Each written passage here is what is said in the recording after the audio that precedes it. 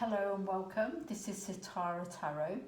I am an intuitive reader with messages for the collective. My intention is to provide guidance and support to folk wanting to connect to their inner wisdom to help them navigate through life. If you resonate with the reading, please subscribe, click on like and leave a kind message. And I will look forward to seeing you next week. This reading is for the 31st of August to the 6th of September 2020. However, it may resonate whenever you see it. The cards I am using today are the Universal White Ray Tarot deck, the Fairy of Oracle, and the Sacred Indian Tarot. Okay, we'll begin. So we've got 4 cards here today, and I'm using the Rider-Waite Tarot for the main reading, and then I've pulled a Fairy of Oracle card and a tarot card from the Sacred Indian Tarot for the advice from Universe. So let's start with the main reading. So we've got the 2 of Cups, the 8 of Swords, the 9 of Swords, and the Queen of Wands. So I'm going to start with the 2 of Cups. Unfortunately, I don't have a wand, so I'm actually going to use a skewer because I'm going to point out what I'm seeing and what I'm reading. So I think this is about a new connection. So it's really a beautiful card. So it's about coming together, 2 people, not necessarily masculine or feminine.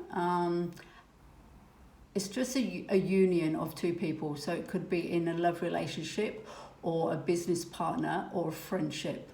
So it's about coming together, offering each other their cups, cups representing emotions and love, which are also the water signs.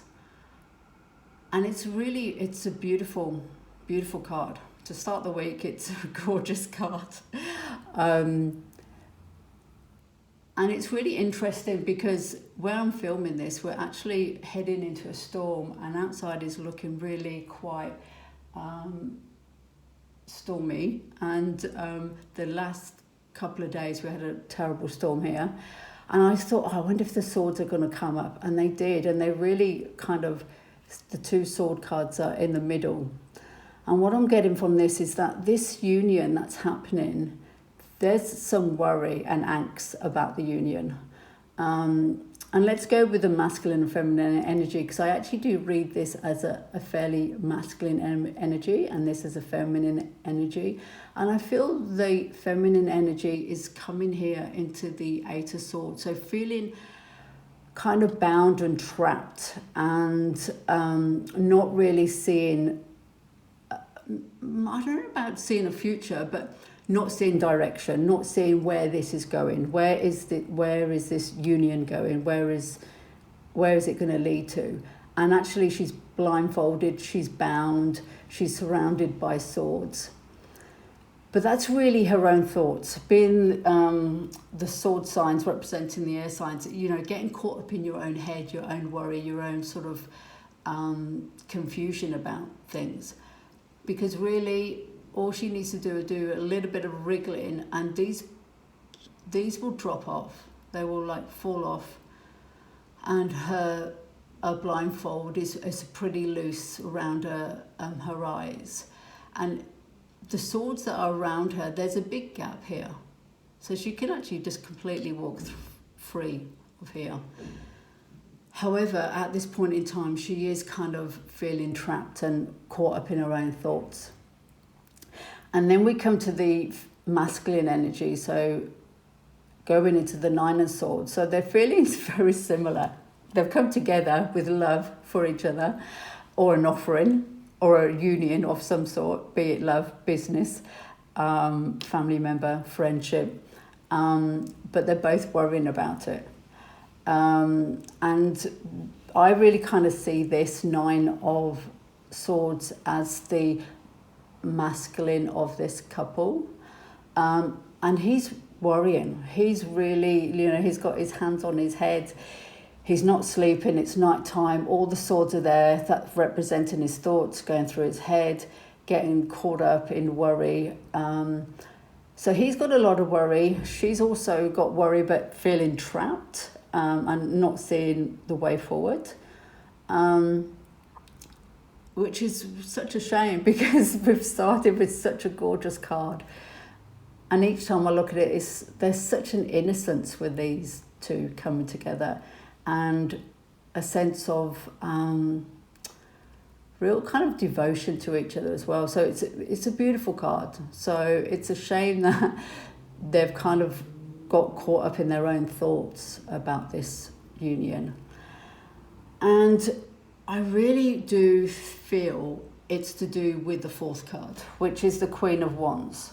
I really don't think this Queen of Wands is this energy from these two people. So these two people are these two people here.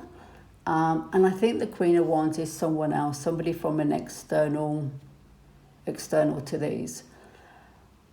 When I look at this card, it's a fire sign card, so representing the fire signs of the zodiac. And it is a queen, so she's in her own power. She's got passion, she's got drive, determination. She's learnt her lessons and she's sitting on her throne.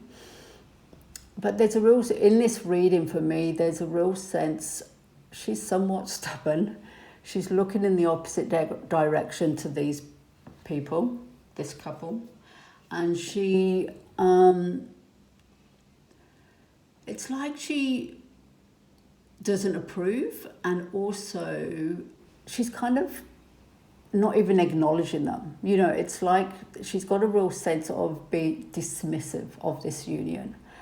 I do get a sense of like a mother-in-law, or could be a boss. So for example, if you're working in a company and you've actually formed a really good relationship with a co-worker and you start your own little business, this person here is disapproving. They're not happy with that. So, and I think this union here, these two people, I think they know that they're aware that this energy here from the Queen of Wands is not approving, and it's their knowledge of that's causing this worry. That's causing the, feeling trapped where we're going to go from here, and also worrying at night. I'm just seeing if there's anything else I'm getting from this reading. I do feel there's a lot of hope for this union. I really do, because with the sword signs, they are about our thoughts. And with thoughts, you can kind of navigate your thoughts. You can sort of let them go, let them drift by. Don't get attached to them. Don't get fused to them.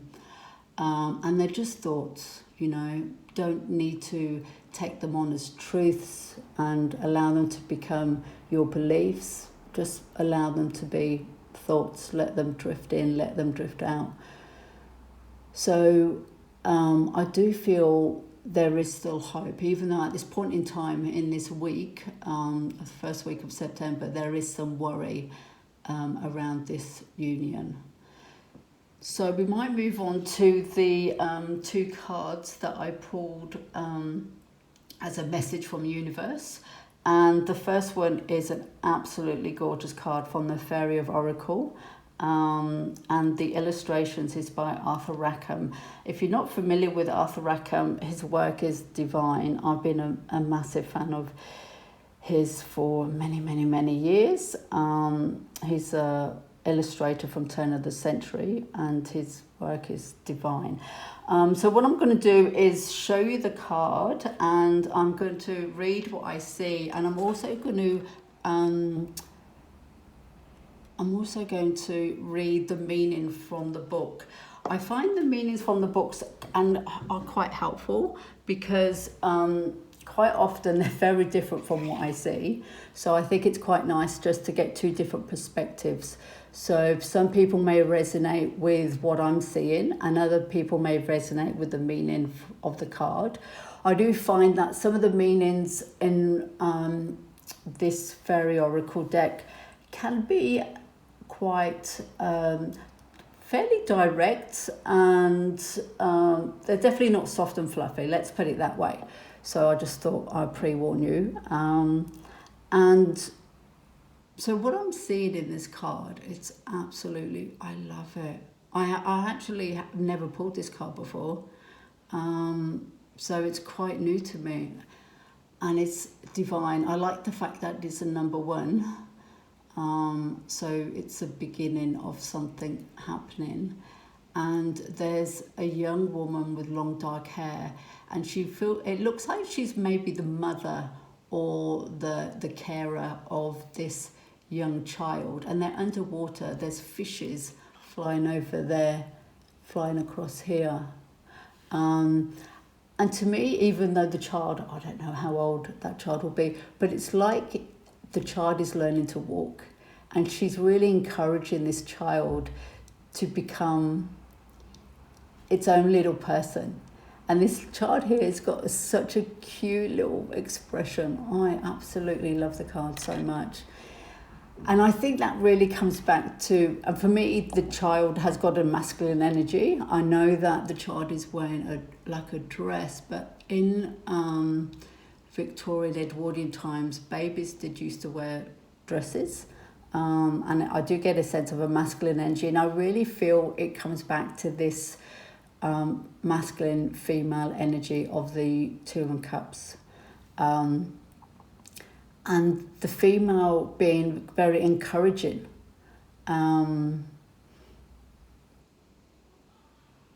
To this connection. It's gorgeous. I absolutely love it. The other card I pulled was from the Sacred Indian Tarot, was the Emperor, which when I pulled it, I thought, wow, that is so different from the Fairy of Oracle card that I've pulled. But when I sort of looked at them, I really felt they were quite connected. So again, it comes to back to that masculine energy and the female energy. So when you look at the Emperor, representing order, structure, and the CEO of the tarot. Doesn't want to stay there. Doesn't want to be the CEO. And when I look at this, it's like the Emperor is giving the structure and the strength for this to happen. So it's like he's giving the support for this relationship to happen, which is really different from the Queen of Wands. So if this is resonate with anybody, I feel that if there is a union starting up, whatever sort of union it is, there is an older masculine energy, an energy of authority that is supporting that union, definitely supporting it. I really, even though he's he's got his hand out and he's looking a little bit standoffish and he's like, back off, I don't get that feeling at all. I feel that he's like going, yeah, go, do that. And the strength behind this is he's providing the strength and the structure to allow this to happen. So this is like really organic, and it's underwater, it's flowing. And it's like this structure is allowing this to happen, which I think is absolutely gorgeous. Well, coming from this vibe of the Queen of Wands, who felt like a horrible mother-in-law vibe, to have this masculine energy supporting this connection. And this to me, it's like finding your feet and allowing yourself to grow. It's so gorgeous. So on that note, what I'm going to do, I'm going to read the meanings from the cards. So I'll start with the Fairy Oracle meaning. So it's number 1. And the card is connection. And the meaning is, this is a card of connection, of learning how to associate to the world around you. Play is key in this card, for the child learns through touch and interaction. They use their intuition to instinctively understand the world around them. Now is your turn to connect to the water of life and grow your connection to the world around you. Oh, I love it. Yeah, so definitely that new beginning, having that courage to grow and learn, even though you're, young, and not meaning young as in an age, but young at, if we come back to the relationship, this is a new relationship. This is only just coming together. So for me, it's like the message from universe is saying, this may be young, but use your intuition, use your guidance, go with the flow and go for it. Because there's a lot of love supporting this, a lot of love. Okay, so we'll go on to the Sacred Indian Tarot, and that's the Emperor. So let's see what the Emperor has to say. Here we go.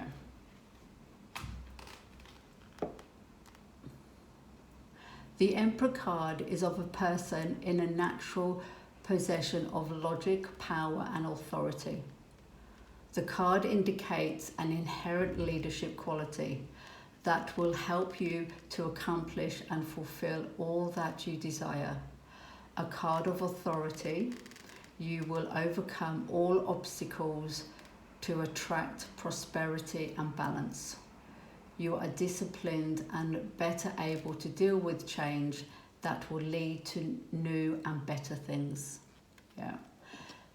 So if you do resonate with this reading, I do feel if there is a connection beginning with you and another person, there is definitely a masculine energy around you supporting that connection and allowing yourself to go, find your feet in that relationship. Don't be afraid. So I just might move this Emperor just back away. Don't be afraid to be, feeling trapped.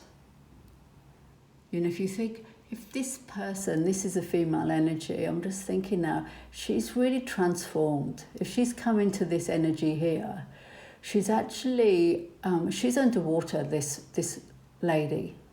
And she's happy to assist and nurture younger people.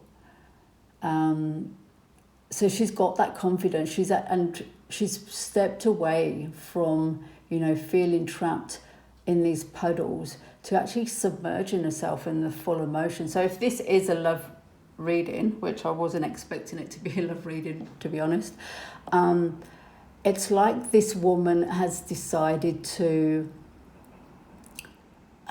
take the plunge, really sort of submerge herself in her emotions, not get caught up in her thoughts and her worries and just to get back into her heart space.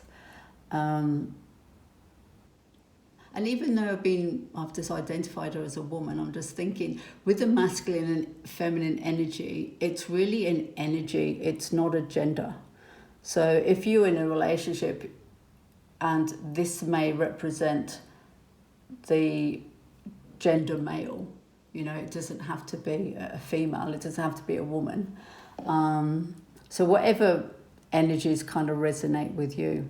However, I do feel that this person has been courageous. They've wriggled themselves out of the bindings and the trap thoughts and jumped into the sea and is thriving. Not only thriving, but also got the courage to nurturing a younger energy. So that's really beautiful. I'm just going to take this away.